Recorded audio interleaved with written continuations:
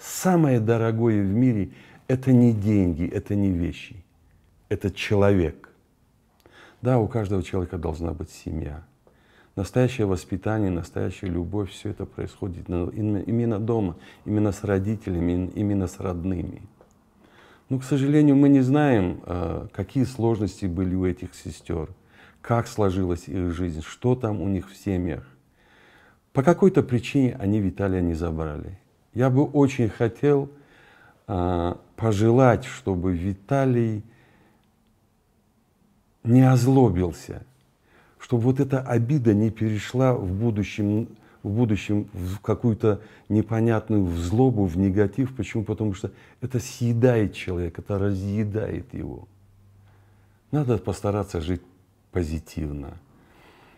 И вы знаете, Кузьма Прутков говорил: хочешь быть счастливым? Ответ – да. Ну так возьми и будь счастливым. Я очень хочу, чтобы ты состоялся как сильный, интересный, перспективный молодой человек. И чтобы не ты стремился к сестрам, а поставь в жизни себя так, чтобы эти девочки, эти твои сестры к тебе стремились. Я тебе этого желаю.